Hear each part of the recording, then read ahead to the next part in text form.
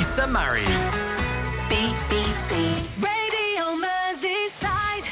Earlier in the programme, we spoke to Cheshire West and Chester Council leader Louise Gittins regarding Whitby residents having their say on the proposal of using hydrogen instead of gas in their homes.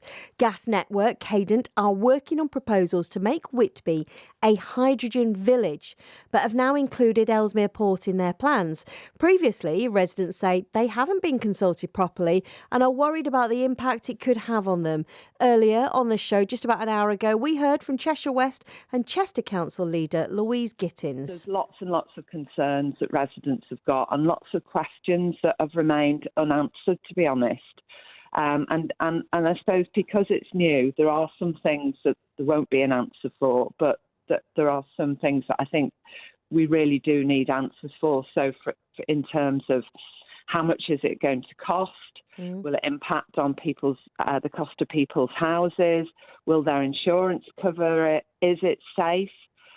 Is it going to be green hydrogen? So we came up, Justin and I wrote to the government in January saying that, we wanted to make sure that residents could have their say, and actually we think they should have the opportunity to have a poll of some sort.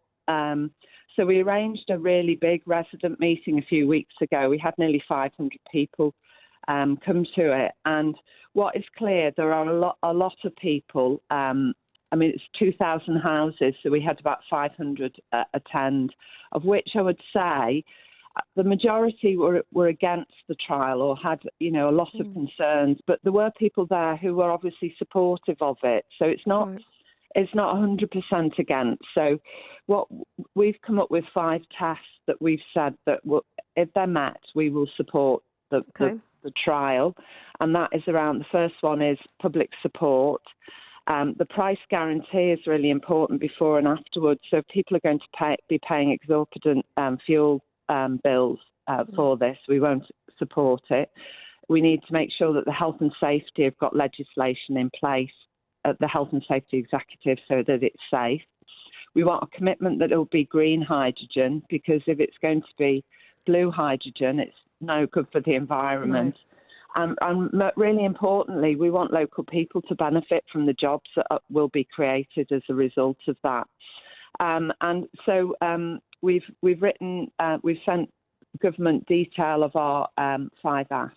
And we're just in the process of putting the details of the poll. I made a commitment that we'd work with residents in terms of what that would look like. It's not going to be statutory, it's not binding, because legally there is no way that we can do a legal poll. So we will be doing a poll of public opinion, which will be run like a local election. We have got local elections this year, so we're going to run it afterwards. But we're going to consult and work with a group of residents on what the poll will look like. We'll feedback, and we'll ask for the wider sort of residents to input into that, and then we'll probably have the poll in about July, and it will be. We don't know at the moment, but we probably think it'll be some sort of postal vote. Right. And then we'll feed the outcome of that back to government. So that's Cheshire West and Chester Council leader Louise Gittins speaking there. Next up, we've got Kate Grannell, a resident who we've spoken to previously and joins me now. Morning, Kate. Morning. Thanks for having me on the show. Oh, no, thanks for coming, because we want to hear as many views on this as we can, because, for me as an outsider, and I don't live in Whitby, so it's something that I will be looking in on. This seems like a really big thing. So firstly, let's start with this first. Is this a positive move by the council? Yes and no. So yes, it is positive that they've finally listened to us and heard us. We've been campaigning now for 7 months. We've protested, we've leafleted, we've door knocked, we've been writing letters and emails to everyone. So it has still taken us 7 months to get to this point. And it's really interesting that Louise Gittins is now coming out and saying, we've got these 5-point plan. We want to poll the residents to understand if they want this to go ahead. Now, bear in mind, 2 years ago, Louise volunteered our houses without our consent. So 2 years ago, they could have polled us and understood if we wanted this to come on our doorsteps. 2 years ago, they could have asked us and told us and educated and worked together to understand if this was the right thing to do. So it does seem to be coming a little bit late, but we'll take a win where we can get one, and that they've listened now. So we're going to get this poll, but again, that poll isn't going to happen until the end of summer. Then the government won't be making their decision until probably the end of the year, November, December time. So that is, another rest of the year that the residents have to, sit under this cloud of uncertainty. It does impact house sales. We've already seen people pull out of house sales. Right. And we have got verified accounts where people have come into the Facebook group that I run. They've asked what it's about, and we've given them all of the studies. We've explained where we are, what we've been doing. And they've just said, right, that's it. I don't want to be in a trial site, in a test site, with so many question marks and unknowns around it. So, for Cadent or the council to say that this won't or, isn't going to impact our house value or our house saleability is wrong. Because even if that only impacts one or two houses, that is someone's livelihood, isn't it? Absolutely. Kate, tell me this, because as I said, I'm looking in from the outside, and I watched lots of YouTube videos last night, and I read up. I can even tell you there's 3 types of hydrogen gas. There's grey, there's blue, there's green. The electricity. There's even more. There's a rainbow of it. A rainbow. So, Kate, tell me what your worries are about. Okay. Is it because people will always say, and I hate saying this, but I have to, it's my job, are you being NIMBY?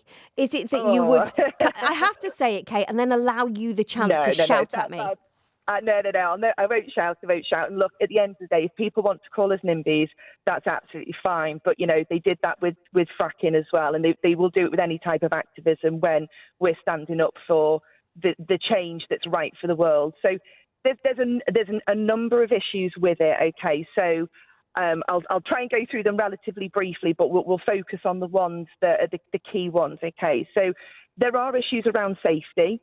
So the HSC, the overall body of safety experts, they're not going to be doing any of their own independent testing to see if this is safe in our houses. They will be completely at the whim of Cadent and the fuel industry and what they deem to be safe.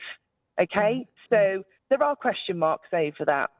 Secondly, we have queried now that this is about 7 months. We've never had the answer to it still, even in the public debate or anything. If you burn hydrogen in the open environment, so in your kitchen, in your fire, on your gas hob, it creates nitrogen oxide. Okay, this is really hazardous to people's health. It causes issues, with people with breathing difficulties, children with asthma, and it can increase the chances of obviously health issues that way. That happens. Okay, that is a fact. They will not tell us the measurement of this. They won't tell us how much it's going to create. They just ignore that completely. And we've had independent experts that have asked them this in open forums, and they won't answer. Okay, so that's a secondary thing. Thirdly, hydrogen will cost more than anything. It will cost more than your natural gas right now. It will cost more than electric. Okay, because you need 6 times the electric to make green hydrogen than if you just plugged your house into the electric to start with. Right. So for direct electrification. So, that's nonsense, isn't it? From a maths perspective, you can either, and I won't distract people with talking about different electrification types, but I'll just use the overarching term of direct electrification. Okay, so you heat and cook with electric. Okay, that's first of all, that's better for the environment anyway. It doesn't release CO2. But it uses less electric than creating hydrogen to start with. Yeah, now, you have to use a lot of electric to do that. Absolutely. So and I'd put it to you and I'd put it to viewers to say, okay, you're going to create a fuel that you're going to go and burn, but you need 6 times the energy to create it. Who pays for that? Okay. And right now we're being assured that the consumers won't pay for it while we're on a trial. That's fine. But in the long run, who do you think pays for this?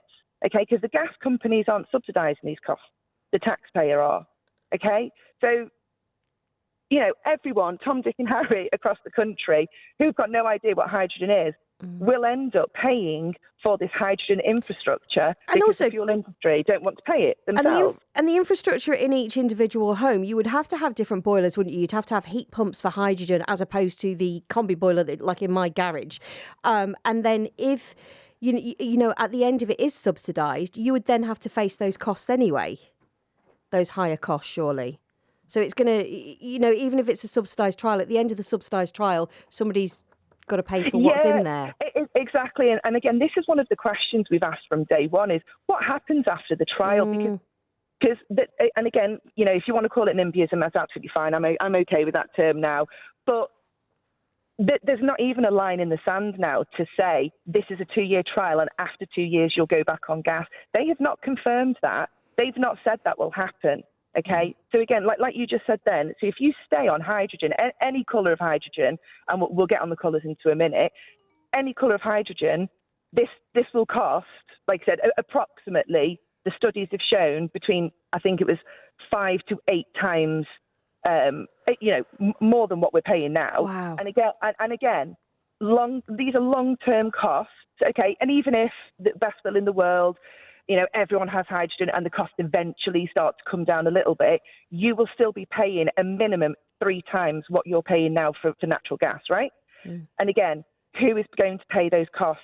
Right now, Cadent have been given nearly £4 million of taxpayers' money to do this trial.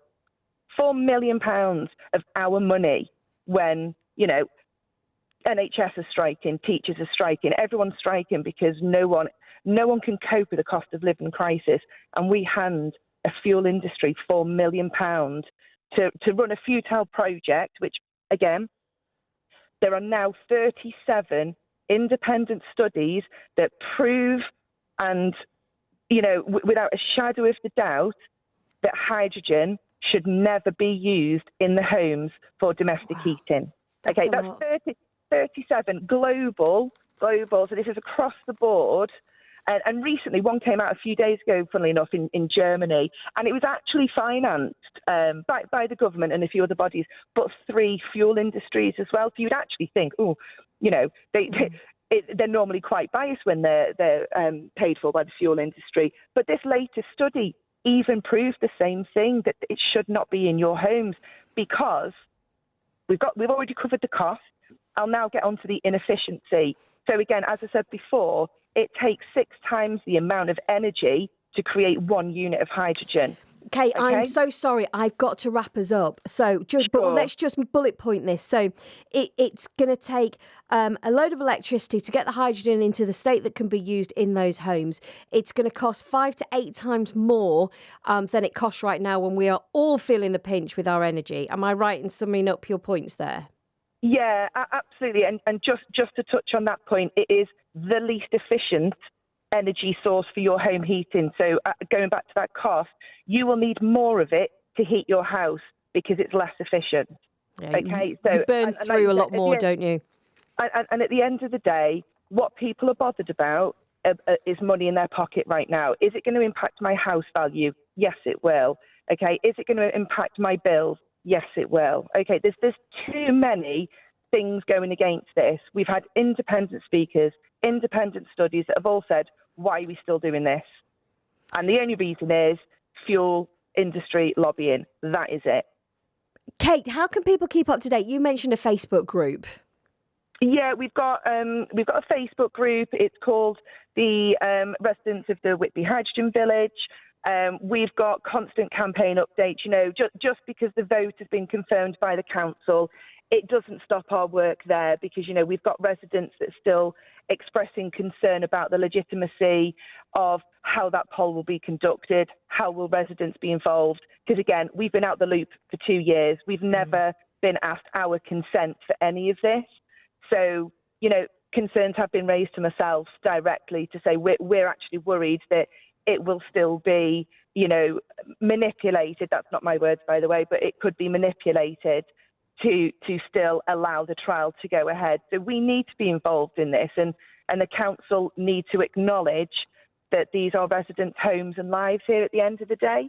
And I think that is the exact way for us to finish that. It is. It's people's homes, people's lives. Kate, I'm sure we'll speak again. Thank you so much. So if we do a search for residents of Whitby Hydrogen Village, yeah, that'll absolutely. find you. Thanks so much, Kate. You take very good care of yourself, and no we'll problem. speak Thanks again. Kate Grannell there with our update about what the residents are saying about that Whitby Hydrogen Village trial. Right now, though, Paul Beasley has our latest.